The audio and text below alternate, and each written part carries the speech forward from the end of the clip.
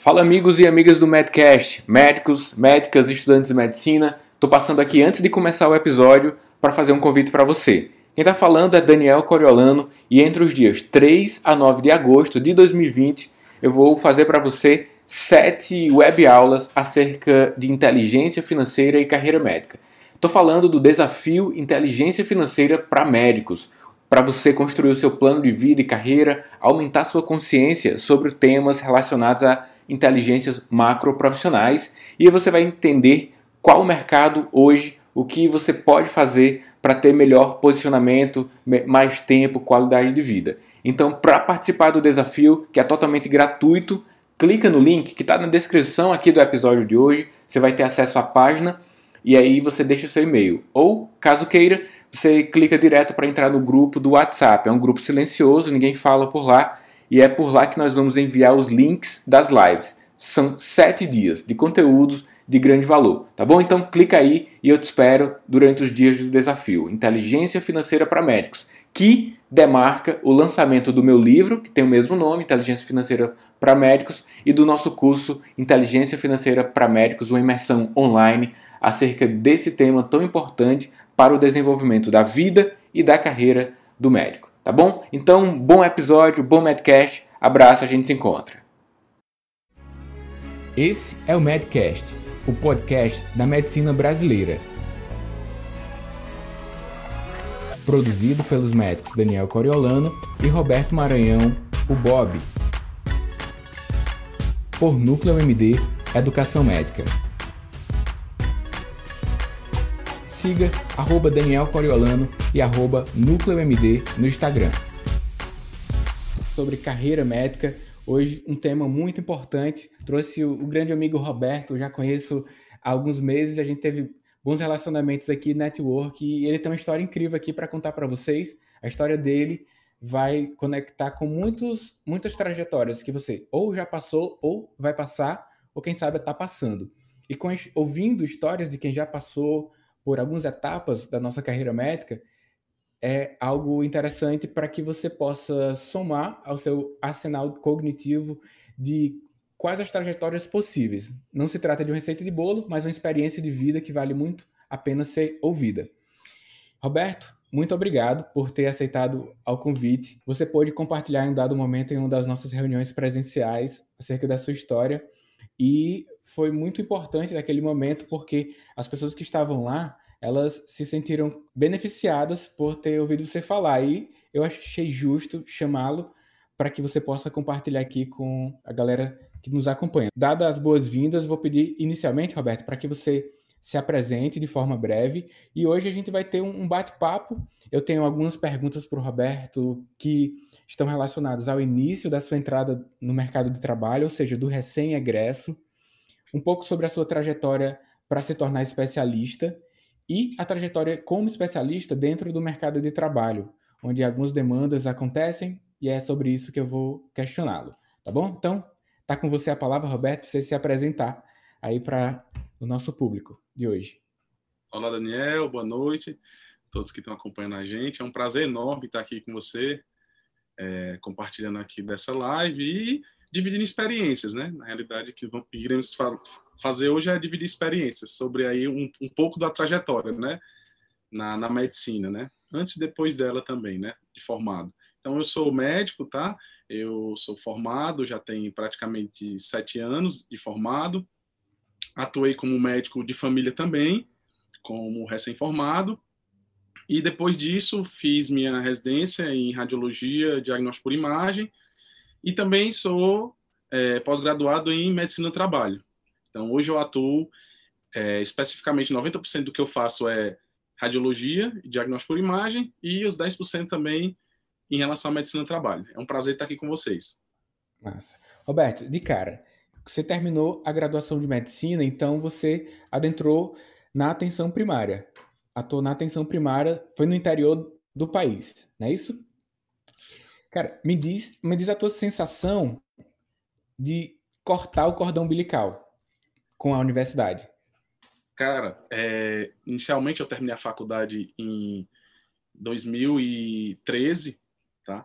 Então, quando inicialmente, durante o internato, você já fica com aquela ansiedade, você já se sente um pouco mais do que meio médico, né? Então você já cria uma ansiedade e expectativa. E você já vai organizando um pouco sua vida também relacionado à questão do trabalho. Ah, onde é que eu vou trabalhar? Eu vou trabalhar na capital, onde eu estou fazendo minha faculdade, no caso eu fiz faculdade de Fortaleza, eu vou trabalhar ou então vou trabalhar no interior, tudo. Como eu venho do interior, então eu imaginei que fosse interessante eu retornar para o interior para trabalhar lá, sendo criado no interior do Pernambuco, né? É uma mistura assim, meio que uma salada mista de onde eu venho, né? Você também é um pouquinho ali do Cariri, tem um contato ali com a gente ali por perto. Então, eu acabei criando essa expectativa e me organizei para voltar para o interior, tá? Então, foi quando eu nesses dois últimos anos, no caso do internato, que você vai se organizando e vai criando aquela ansiedade e procurando locais de trabalho.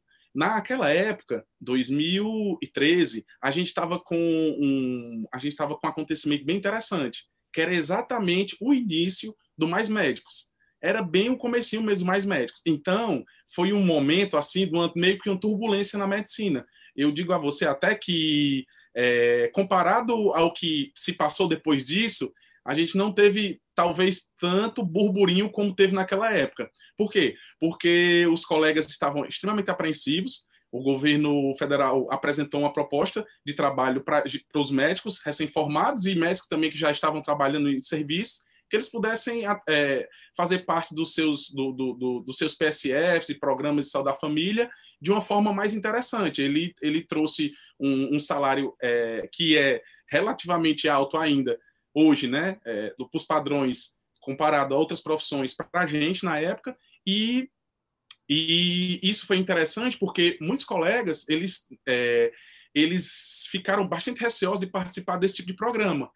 Então, existiu a expectativa minha de cortar o cordão umbilical, de sair da universidade, mas saber que existia uma possibilidade de trabalhar nesse programa. Então, assim, eu, particularmente, eu fiquei com a expectativa, como eu ia para o interior voltar, de trabalhar nesse programa. Então, durante o internato, foi criando aquela sensação que exatamente o Mais Médico estava se projetando e se consolidando e eles estavam abrindo vagas, então eu criei uma expectativa voltada para isso. E assim eu fiz. Quando eu me formei, eu voltei a trabalhar, eu fui trabalhar no meu interior e inicialmente eu fui tentar me cadastrar exatamente no Mais Médicos. Mas aquela sensação de, nossa, eu sou estudante hoje e, nossa, amanhã eu sou médico, isso aí criou meio que um pânico, cria um pânico no profissional recém-formado, médico ou de qualquer outra área da saúde. Então, comigo não foi diferente. Você acreditar que você saiu da sala e no outro dia você ia estar na porta do hospital, num plantão, onde as pessoas iam estar tratando de doutor mesmo e você ia ter que estar tomando condutas. Então, isso aí foi assim, foi uma expectativa bem grande e gerou uma certa ansiedade também. Mas foi bacana. E eu vou fazendo algumas conexões até com a minha história também, Roberto, porque muitas das nossas trajetórias, né, elas são bem similares em alguns aspectos. Agora, uma região ou outra tem sua peculiaridade, mas um ponto, né, um ponto geral que você citou é sobre o vínculo de trabalho. Eu mesmo, quando terminei, não havia um programa de provimento a nível nacional e eu sofri um calote, né? Que era uma coisa frequente entre os médicos. Uhum. Para você que é um jovem médico que não teve a oportunidade, ainda bem, né? De trabalhar com vínculos frágeis, então você trabalhava em plantões ou atenção primária e já tinha uma lista negra, entre aspas, das prefeituras que não pagavam. Exatamente. Não tinha grupo do WhatsApp, né? Mas nada. Antes de você aceitar um trabalho ou outro, você ligava para alguns colegas que atuaram lá, pedia alguma referência, porque os contratos eram bem frágeis.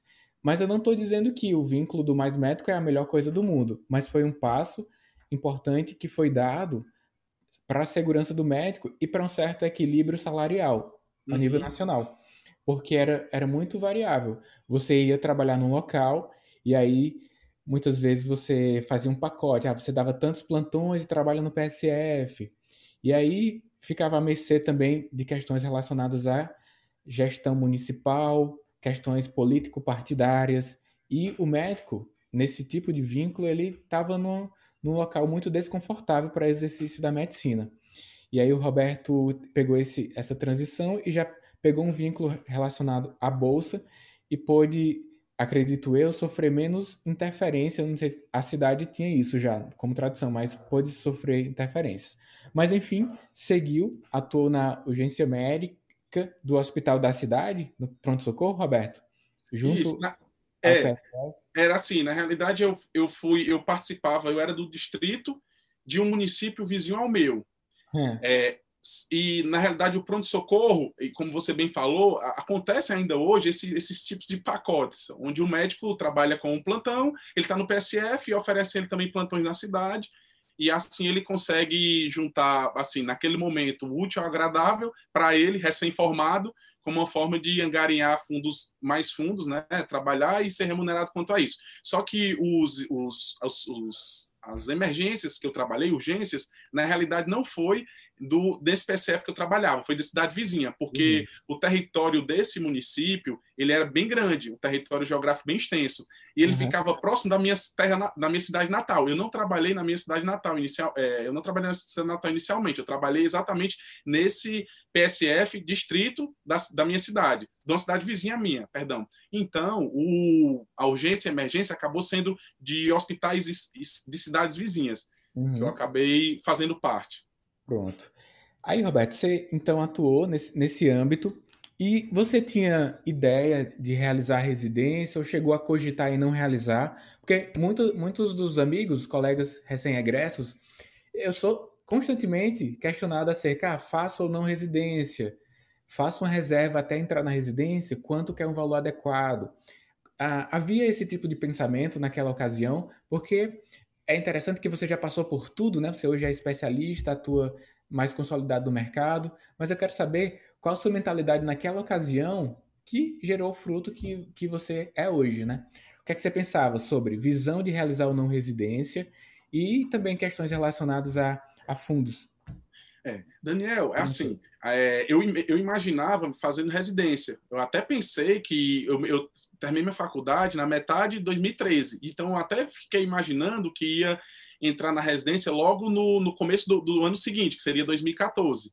Né? Só que é aquela história, é muito relativo. Como eu terminei no meio do ano, e aí eu tinha uma necessidade de trabalhar, estava precisando pagar certos custos, entendeu? Pagar fiéis, toda essa situação que muitos colegas acabam entrando. Na minha época ainda eram valores que eram altos já, mas eram valores que dava para se trabalhar e dava para você assim se colocar à disposição disso aí. Então eu imaginei que gostaria de fazer residência, mas eu também queria trabalhar um pouco, nem que fosse 1, 2 anos, mas eu realmente pensei já desde a minha formatura de que era necessária a residência naquele momento, no contexto que eu estava inserido, vendo como estava a medicina naquele âmbito.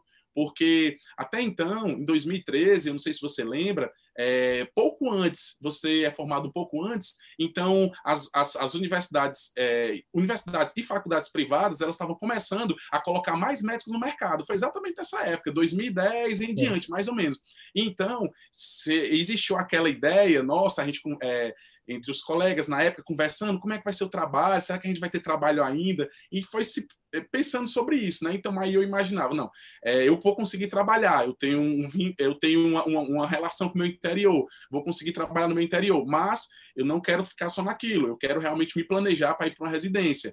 Então eu já tinha isso na cabeça. Quando eu assumi o Mais Médicos, que é interessante isso, que na época os colegas não queriam assumir, porque os colegas achavam que o governo ia escravizar a gente não ia receber, e era muito interessante na época, era assim, tá entendendo? Tinham vários movimentos, entendeu? Tudo contra. O programa, ele foi muito útil para mim, me ajudou muito, porque ele me deu uma segurança, como você falou.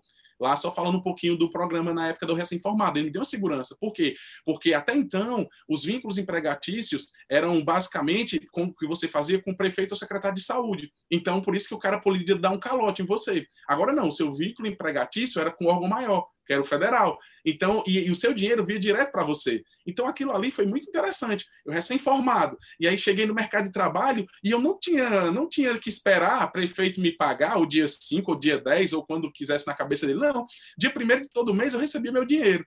Então, assim, foi bem interessante. Então, quando isso aconteceu e eu trabalhando, mais ainda fortaleceu na minha cabeça uma vontade e desejo próprio minha de fazer a residência. Tá entendendo? Então, quando eu me formei, eu já tinha isso na cabeça, esse planejamento. Eu não imaginava em quanto tempo isso ia acontecer. Como se trabalhava muito, então eu não sabia se, poxa, vai ser daqui a 1 ano, daqui a 2 anos, mas tem que acontecer a minha entrada na residência. Eu realmente já tinha isso na cabeça. Aí foi quanto tempo, Roberto, até você entrar na residência? Eu me formei em 2013.2, então foi na metade de 2013, julho, né? E quando foi em 2015, eu entrei na residência.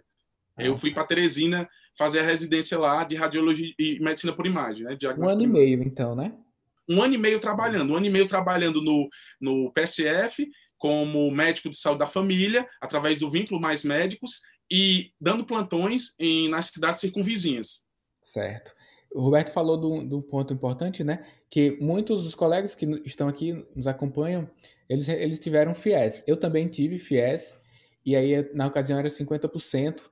E é interessante que, assim, a depender do contrato, porque cada período novas regras vão surgindo e cada contrato tem suas peculiaridades. Mas em um dado momento, uma dada seleção aí estava tendo desconto para quem atua na atenção primária.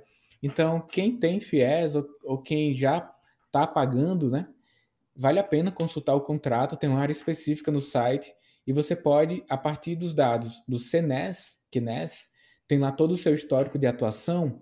Então, os meses que você atuou na atenção primária à saúde, atenção básica, estratégia de saúde da família ou similares, você tem uma porcentagem do seu contrato descontado, que é um estímulo do governo para você atuar na atenção primária em um dado momento onde havia mais carência.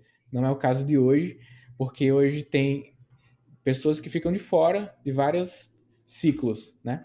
Vários ciclos. E aí o Roberto passou, então, esse 1 ano e meio como uma jornada similar ao que a gente passou também.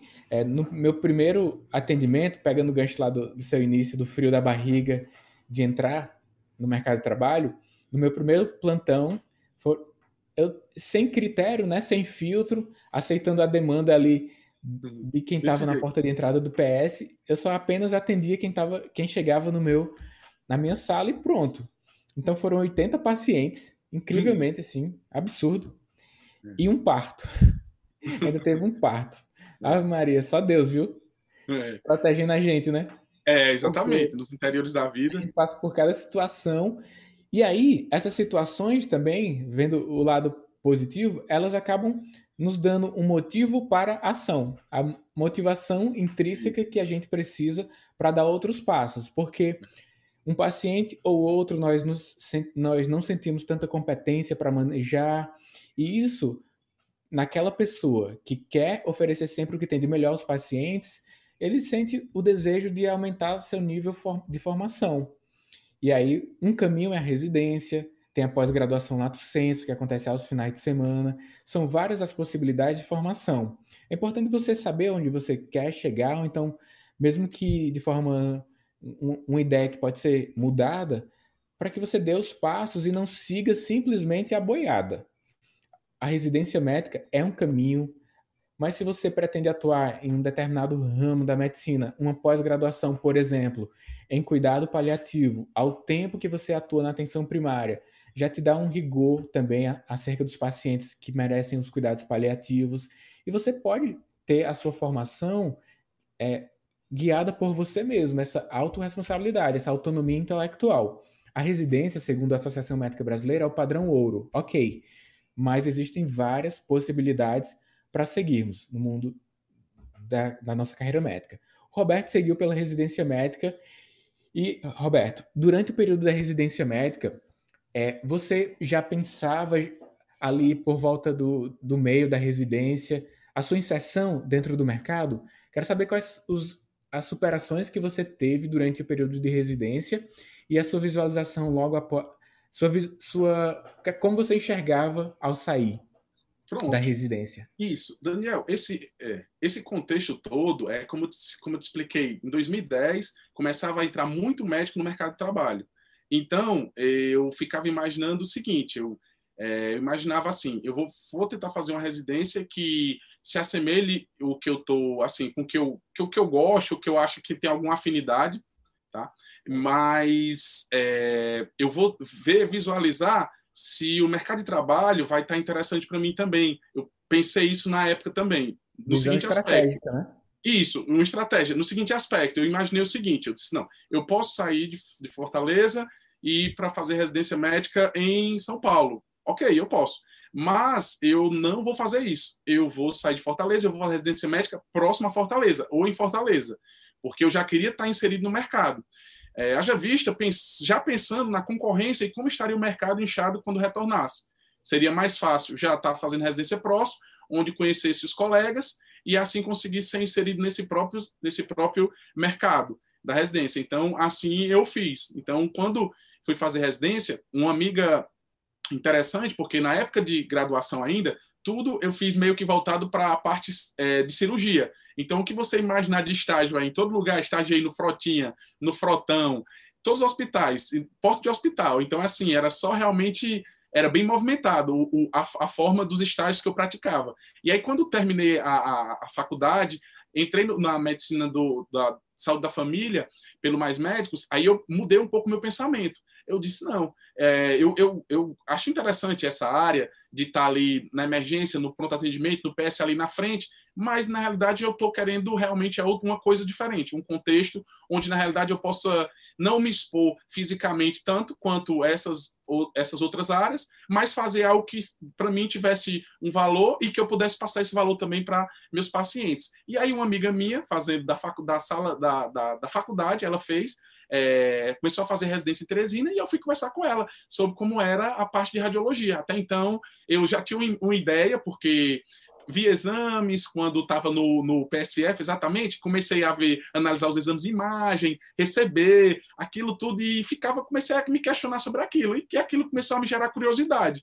E aí a curiosidade gerou interesse. E o interesse, eu entrei em contato com a minha amiga, e essa minha amiga estava fazendo residência lá, ela me passou como seria a residência, e aí eu peguei e disse, cara, eu vou fazer essa prova e vou tentar ir para lá, para Teresina. E assim eu fiz. E quando eu fiz a prova lá e para entrar em Teresina, até então só tinha eu, nessa seleção, só tinha eu que era realmente de fora. Os outros colegas todos eram de lá mesmo, do Piauí, né? E aí já teve um impacto quanto a isso. Um desafio de superação que, apesar do médico, ele, vamos dizer assim, ele ser bem adaptável e ele, assim, de certa forma, quando está nesses, pelo menos inicialmente, quando está adentrando dessa forma, residência, essa coisa, você acaba tentando criar um vínculo muito mais forte com as pessoas ali, aproximação mesmo, né? Então, foi assim que aconteceu. Então, eu era de fora, os outros colegas todos de Teresina, e assim eu comecei a me aproximar. Então, a primeira superação foi essa da mudança da cidade, mas que, através da minha ideia, no planejamento, eu não queria ir para nenhum local longe, porque eu queria continuar perto para mim poder observar como se comportaria o mercado. Eu estou no mercado da radiologia, eu estou na especialização na radiologia, mas eu quero saber como é que anda, para onde eu vou voltar. Fortaleza, o meu interior. Então eu pensei isso. Por isso que eu não quis ir para muito longe. Isso me traria um gabarito muito grande, mas eu queria, na realidade, ficar mais perto para poder analisar melhor isso. E aí a superação inicial foi essa, de sair e aí ter praticamente eu só como residente de fora e tudo, e me adaptar a uma certa nova realidade, que era exatamente o contato com as máquinas em si, que até então não tinha tido nenhum. Só na faculdade, observando colegas fazendo exames, ao fazer visitas hospitalares e acompanhar outros profissionais, professores da cadeira de radiologia e tudo, mas até então não tinha me deparado com aquilo. Então ali foi um desafio muito grande, porque é um tipo de residência que você tem que aprender a como um cirurgião, você vai aprender técnicas até então que você nunca imaginava que você poderia fazer. No caso de manusear equipamentos, no caso de manusear o transdutor do ultrassom, outros tipos de procedimentos. Então, assim, foi bem desafiador no início, porque realmente você não tem aquela expertise toda. É diferente, por exemplo, você entrar numa residência onde você vai ser, um exemplo aqui, você vai ser cardio, tudo, que tem um nível de dificuldade bem elevado, mas você vai ficar lidando com conversas entre as pessoas, você vai ficar lidando com esses feedback, análise de exames, e assim, não, naquele momento eu tinha que operar uma máquina e aprender a operar ela, e bem, então isso aí foi bem desafiador também nesse momento. Então, além dos colegas, eu sendo um de fora, essa questão de operar as máquinas, isso aí foi bem interessante tudo. Mas me ajudou muito no crescimento, porque lá dentro da residência eu aprendi bastante, principalmente com os próprios preceptores. Um deles era o proprietário de vários hospitais e que, assim, me passou muitos ensinamentos. Quando a abertura das faculdades de medicina acontecia, um argumento forte, Roberto, era que o interior, ou então as capitais mesmo, estava faltando médico. Com isso, as faculdades proporcionariam que houvesse povoamento de médico no local.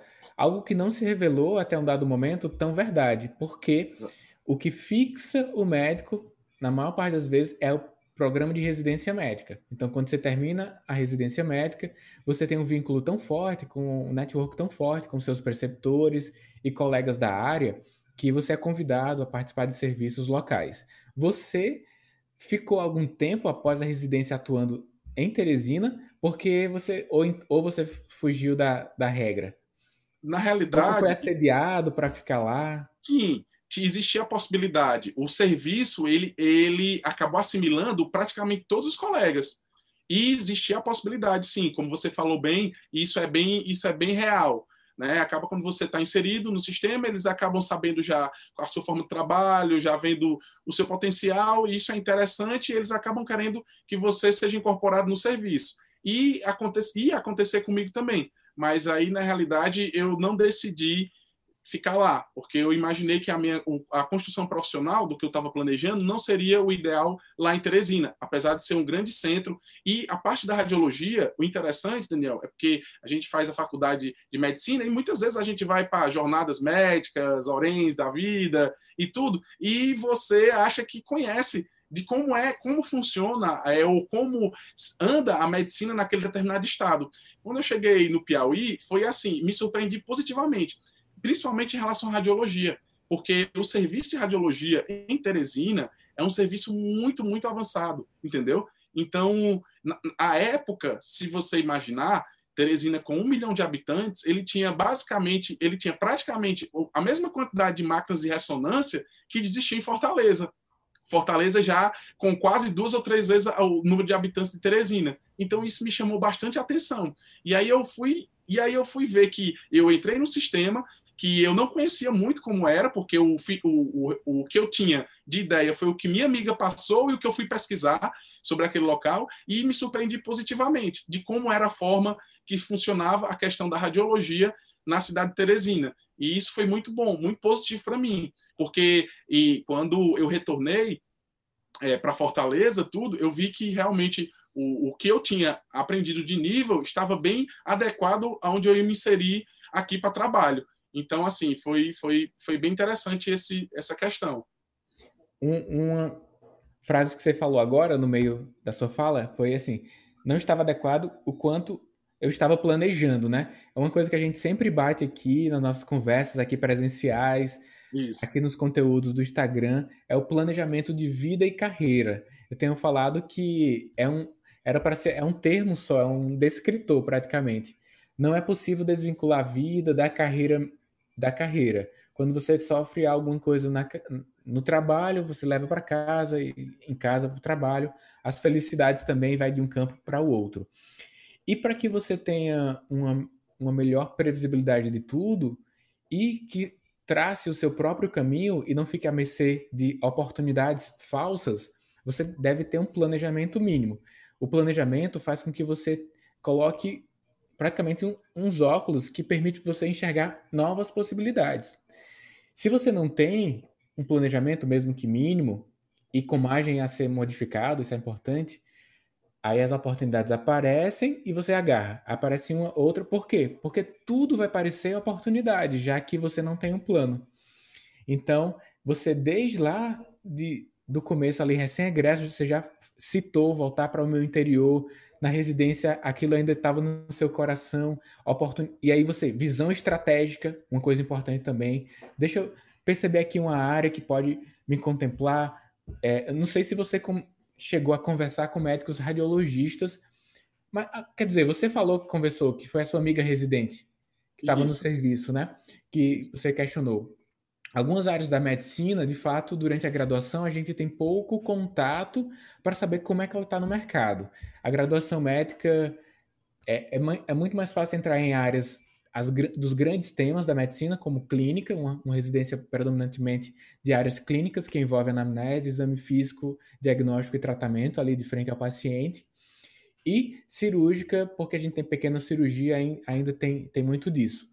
Uma faculdade ou outra tem serviços mais desenvolvidos para algumas especialidades, em virtude dos professores, mas, assim, de forma geral, genericamente, a gente pode dizer que a clínica e cirurgia, se você passa nessas residências, fica mais fácil se desenvolver. Mas para áreas como oftalmologia, otorrino, radiologia, diagnóstico por imagem, né? É um mundo a ser descoberto e são algumas fagulhas durante a graduação ou mesmo depois do mercado de trabalho que levam você para lá. Mas essas fagulhas revelam também uma visão estratégica de vida. Você vai passar a vida naquela especialidade e aí você tem que ter uma certa consciência de como é o modus operandi, né, da especialidade, etc. E você revelou que tinha essa sensação, que não queria estar exposto em uma linha de frente, né? Cada um tem uma inclinação. Você pode estar no meio em que vários escolhem uma especialidade, mas você tem uma inclinação, tem algum sentido teu aí dizendo que uma área ou outra é importante para você. Nós somos recomendados a escolher o que nós amamos, né? Faça o que você gosta, faça o que você gosta. Mas o que nos geram as boas sensações é fazer e ter resultado. Então, assim, você acha que algum desses youtubers aí sonhavam quando criança ser youtuber? De forma alguma, Não. né? Agora, quando eles passaram a produzir os conteúdos, a galera foi dando feedback, eles foram se dando bem com a câmera. Ah, você é youtuber. Pronto, o cara revelou. Então, mais do que ficar buscando o que ama, é fazer uma análise retrospectiva de buscar os resultados que conseguia ter, aquelas sensações que conseguia ter em um paciente ou outro. Eu não sei, Roberto, eu te pergunto agora se você teve experiências que poderiam vincular aí nessa escolha do diagnóstico por imagem. Ah, Você teve casos emblemáticos ou então professores referências? na faculdade, eu tive todos os professores foram excelentes e lembro muito dos professores da radiologia diagnóstico por imagem, né? Assim, excelentes. Mas o que me motivou muito, que você falou aí muito bem, foi o que aconteceu foi o seguinte: eu sempre fiz os meus estágios. Você tem ideia? Desde o segundo semestre eu estagiei.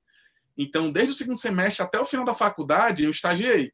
Praticamente 6 anos estagiando, direto. Pulava de um estágio para o outro. E sempre estágios onde existiam sempre essa questão da movimentação, da adrenalina e tudo. Só que, na realidade, eu já sou assim. Então, Roberto, pessoa, personalidade, já sou um pouco assim, mais acelerado, um pouco mais agitado. Então, eu fui criando a maturidade e vendo que, na realidade, aquilo ali poderia ser muito bom no quesito atuação, porque eu estaria sempre com um nível assim um nível de ação elevado, mas ali também poderia me trazer o contrário, o estresse em relação à atividade, porque eu ia estar nesse modus operandi de ação, mas ia ter a questão desse estresse próximo à minha pessoa. Então, o que é que eu imaginei? Eu disse, não, eu vou fazer o seguinte, isso é um planejamento, como você falou bem, isso é um planejamento. Eu tenho que escolher algo que vá me dar uma subsistência e vá me trazer bons frutos e me deixar trabalhando, desenvolvendo cientificamente, desenvolvendo projetos, desenvolvendo trabalhos, de uma forma que eu fique à vontade.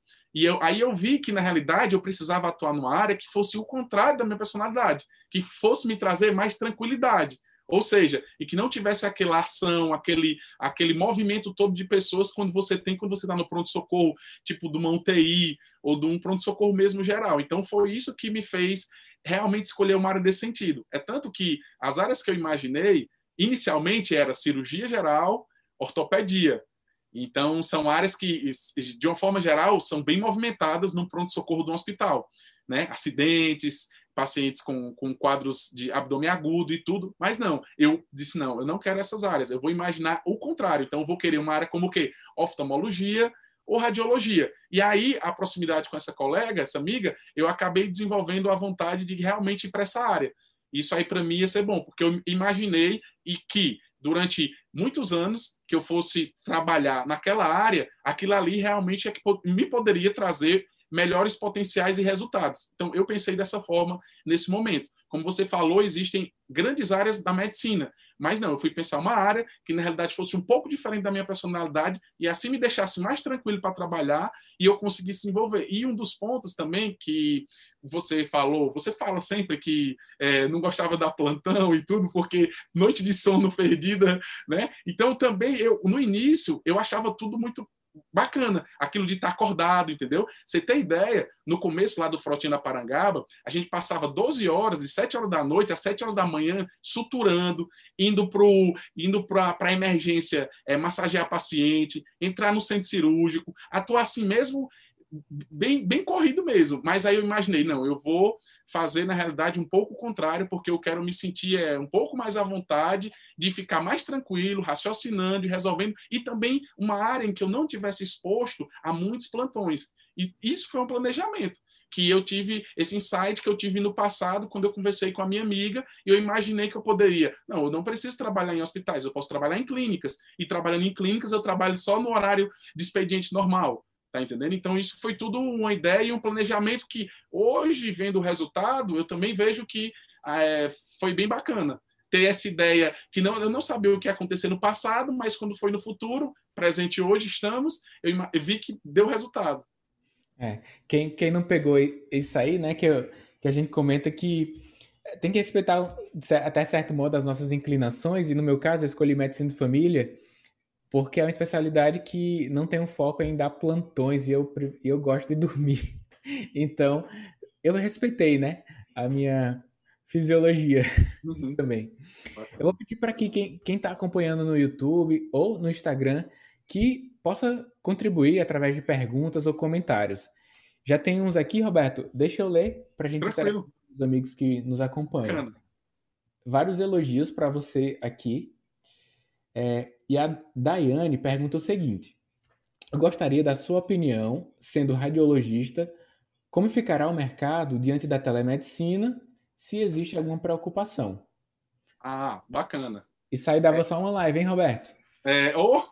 Mais de uma, né? Na realidade, mais de uma.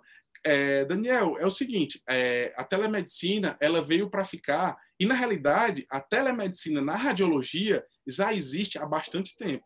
Então, assim, hoje os colegas, com o advento da pandemia, acabou que existiu uma liberação por parte do CRM, né, dos CRMs, né, para esse tipo de atuação médica de forma emergencial e pontual, mas que na realidade a gente sabe que isso vai se tornar uma realidade. Lógico que vão vir regras e condutas relacionadas a isso, sem sombra de dúvida, e o que acontece é que a radiologia, ela já tem essa influência da telemedicina, já tem bastante tempo, tá, Daniel?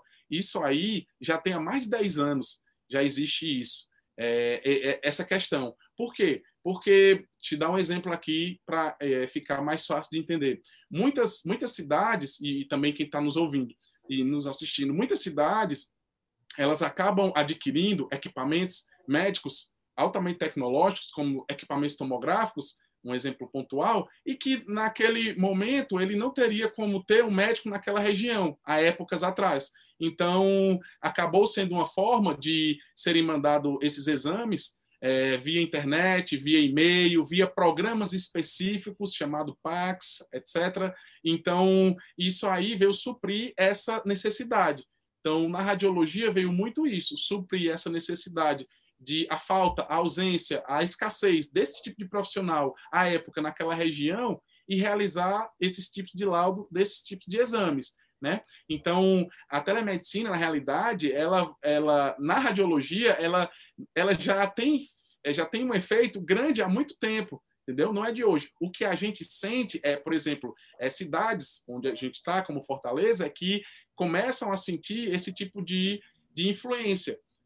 Mas outros centros, São Paulo, Minas Gerais, tudo já existe isso bem consolidado.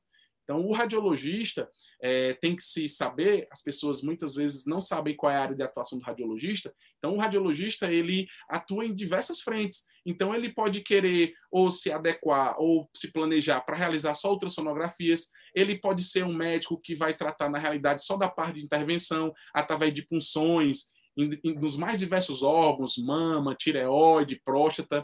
Ele pode trabalhar com esse tipo de médico. Ele pode ser um médico, ele pode trabalhar só laudando determinados tipos de órgão, seja o crânio, seja o abdômen, seja a parte musculoesquelética. Então, a radiologia ela é bem ampla quanto a isso. Então, a telemedicina ela já existe há muito tempo. Hoje é que nós estamos na região ou na área geográfica, né? Fortaleza e outras cidades, é que a gente começa a sentir essa questão.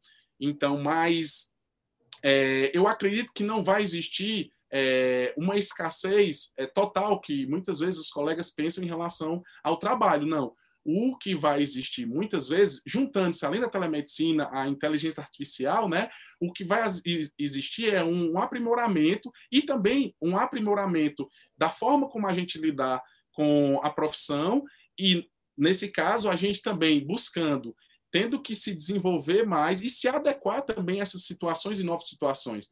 Até o momento, você sabe, nós realizamos exames de ultrassom, por exemplo. Não existe uma máquina para realizar, não existe como uma máquina dar um laudo antes disso. Existem alguns algoritmos que até fazem, você faz o exame, ele já até faz um estudo frente ao exame que você fez, por exemplo, do ultrassom, mas não tem como nesse momento ser substituído. Então, ainda existe um leque e uma ampla área que o médico radiologista pode se posicionar e ele vai ter que se adequar também a essas mudanças que vão aparecer, e acredito que a telemedicina vai continuar existindo, vai se aprimorar, e a gente, como médico, tem que se adaptar aos quesitos que aparecerem, mas a profissão ela não vai deixar de existir, entendeu? Então, ela vai continuar existindo, só que nós vamos ter que se adaptar exatamente a esse quesito. Inteligência artificial, o computador analisando mais coisas e a gente comandando outras, e vai ser mais ou menos dessa forma. Tá? O cirurgião, existe a robótica, dando um exemplo aqui também, existe a robótica, mas o robô ele ainda não está operando só 100%, ele precisa do médico fazendo.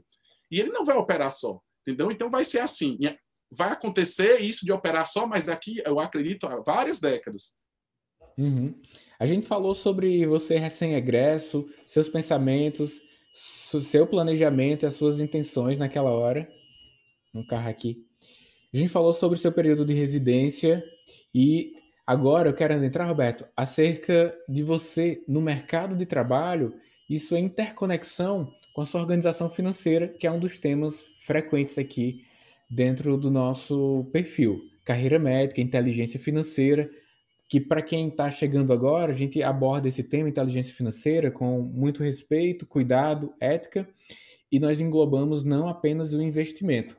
A gente, quando pensa em inteligência financeira, a gente fala sobre consumo, respeito aos bens disponíveis, um planejamento de compras, sobretudo de bens de alto preço, e também investimentos, que é você lembrar que tem uma expectativa de vida extensa e é que há que se ter esse cuidado agora de planejar para que no futuro você mantenha-se com um consumo similar ao que tem hoje, ou quem sabe, de preferência, melhore isso. Então, Roberto, como é essa sua carreira, como é você hoje no mercado de trabalho e sua conexão com a inteligência financeira? Por quê? Temas de mercado, inteligências macroprofissionais não são abordados nos períodos pelos quais você passou. Na graduação, na residência médica, talvez o tema venha em rodas de amigos e a gente tenha aquele aprendizado superficial entre os pares, mas é o mercado que nos ensina e nos motiva a buscar essas informações. Me diz aí como tá isso, como tá sendo isso, né? Porque sempre a gente tá aprendendo acerca disso, né? Isso. Bacana. Essa questão aí, Daniel, como você falou bem, a gente não tem esse tipo de orientação, principalmente durante a faculdade. Voltando aqui um pouquinho ainda como médico recém-formado, você imagina que o médico, o estímulo que vem para o médico recém-formado e para ele é o consumismo. E diante da situação que ele ficou ali, talvez cada um tem a sua história, mas muito tempo ali recluso, e aí sem poder, vamos dizer assim, sem poder adquirir algumas coisas ou querer conquistar ou mesmo comprar, o médico acaba, com o recém-formado, falando isso inicialmente, acaba querendo fazer assim vultuosas compras, carro, apartamento, casa, tudo, e aí esquece de fazer um pouquinho o planejamento. No meu caso, desde recém-formado, eu sempre me organizei um pouco, inicialmente um pouco, para ter uma reserva financeira. E assim eu sempre o fiz. Quando eu entrei na residência, eu tinha uma reserva financeira. Então, isso foi bem bacana para mim. Apesar que na residência eu continuei trabalhando, mas se eu não precisasse trabalhar, eu tinha uma reserva financeira. Quando eu me formei, eu continuei fazendo, quando eu saí da residência, eu continuei com essa ideia de saber que precisa se guardar uma parte do que se ganha, e continuei fazendo isso. Só que, recentemente, é que eu tive um contato maior realmente com, vamos dizer assim, o mundo especificamente do investimento, falando em questão do investimento, né? Então foi recentemente, de 3 anos para cá, que isso veio realmente aparecer mais na minha vida, principalmente, como você disse, entre conversas de amigos, insights, e você acaba se organizando melhor sobre isso. Porque quando eu terminei minha faculdade, assim que eu terminei minha faculdade também, na realidade, eu já dividi a experiência de gerir uma clínica com meus irmãos, que são também da área da saúde. Então, isso aí também, hoje eu vejo que me ajudou bastante a criar um amadurecimento em relação ao cuidado, especificamente com o que você ganha. Então, saber que você está ganhando sabendo que você gera uma quantidade de recursos durante o mês, mas na realidade aquela quantidade de recursos que você gera é só um que se chama de faturamento, onde você precisa tirar uma parte para você guardar, onde você precisa tirar uma parte para você reinvestir. Então, acabou que a experiência também com a administração de clínica, onde eu sou sócio com meus irmãos, me trouxe bastante esse insight e esse cuidado. Então, desde quando eu me formei, eu tenho esse pensamento. Você tem ideia, por exemplo, eu nunca comprei um carro novo, porque eu sempre achei que não vale a pena. Então, na minha cabeça, eu queria comprar um carro com a desvalorização, para mim não ter que, com aquele dinheiro que se eu tivesse comprado ele novo, pouco tempo eu perderia. Então, eu quero comprar um carro seminovo, porque eu vou ganhar com a desvalorização. Então, assim eu fiz em vários aspectos em relação à minha vida. E isso foi bom para mim. Então, hoje, depois de 7 anos com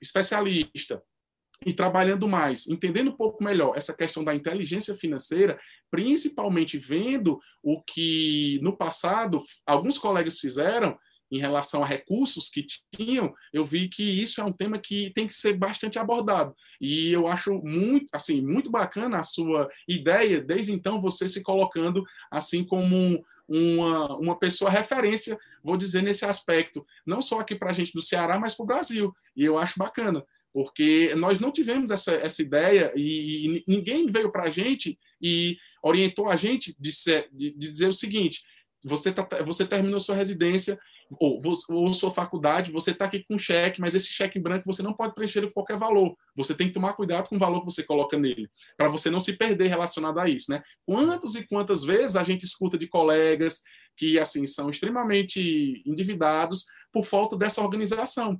E não diria que é só especificamente pela pessoa em si, não. É realmente a profissão acaba criando essa expectativa nela.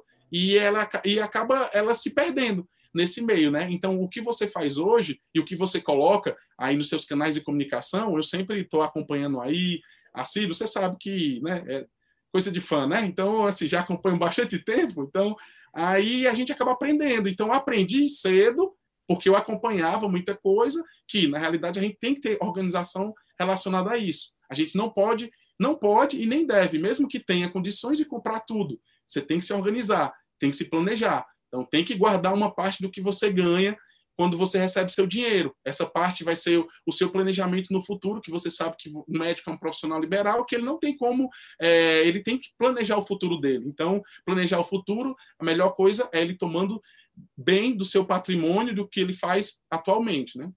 Show de bola. E mais uma vez, o Roberto falou sobre planejamento, né? Deixar meu abraço aqui pro meu amigo Paulo, que está aqui, o Dr. Invest. O Sidney tá aqui também, que massa, honra ter vocês por aqui, pessoal. É Vocês prazer. são feras aí, É, só sempre gente contribuindo fera, com viu? Show conteúdos. de bola. E Roberto, mais uma vez você falou sobre planejamento, né? A importância disso na nossa vida. Imagina se a gente estivesse ali por volta do internato. Pessoal, vamos fazer aqui um planejamento de vida para vocês. Escreva uma carta para você daqui a 5 anos. Assim, coisas simples, em Ajudaria tons de... muito. Rapaz, isso ia ajudar tanto, porque Demais. você teria uma oportunidade de tentar se enxergar ali no futuro, de Exatamente. alguma forma escrever aquilo, né? E aí na residência também. E aí, para tirar de tudo que são as falsas oportunidades que aparecem, uma oportunidade de financiamento de um carro, da casa. Exatamente. E aí, como você tem recurso, então é importante. O médico tem crédito no mercado. O mercado ele sabe a faixa salarial das profissões, ele consegue de forma automática te dar um limite, aumentando sem você solicitar o cartão de crédito, porque você paga. Aí você entra num grande potencial de crédito e aí você pode cometer erros, né? Se você não sabe onde você quer chegar, eu quero abrir uma clínica, no caso, quero direcionar uma parte desses recursos aqui para minha formação, a gente acaba tendo erros. E essa trajetória exemplar pela qual você passou e relatou em outro momento aqui, de grande contribuição para aquela pessoa que escuta. Tanto é que muitos se manifestam aqui nos comentários acerca disso. Acerca disso. E eu acredito que muitos estão sendo sensibilizados, né? A imunização para que não aconteça erros, ou é, no seu relato enxerga-se não fazendo o que você fez, né? E aí, Uhum. mas pelo menos gera um insight. O insight é importante para que a gente não cometa novos erros, etc. A gente segue aqui, Roberto, para os momentos finais, no Ah, tempo que nós temos pré-definidos aqui nas ferramentas. E eu só tenho a te agradecer por ter aceitado o convite e ter aberto aí várias páginas do seu livro, da sua história de vida, a fim de que essa história contribua para o aprendizado dos amigos que nos acompanham aqui na live do YouTube, na live do Instagram. O Sidney está dizendo o seguinte: na minha época de interno, eu só pensava em dar plantão. Era bitolado. Pois desse é, jeito. cara. A gente só pensa no desenvolvimento técnico. Alguns professores, alguns colegas que atuam no mercado acadêmico, né? No mercado de ensino, eles já conseguem levar algumas coisas. Eu levava quando eu estava na graduação, na pós-graduação onde eu estou hoje eu levo. O Sidney, ele atuava no ensino acadêmico também, e eu sei que ele levava isso. E os demais colegas que estão ou na atenção primária ou no pronto-socorro, que sempre tem um interno ali, sem dúvida, eles têm uma história de vida a compartilhar e de alguma forma isso gera um aprendizado na nossa classe, na nossa Muito. classe médica.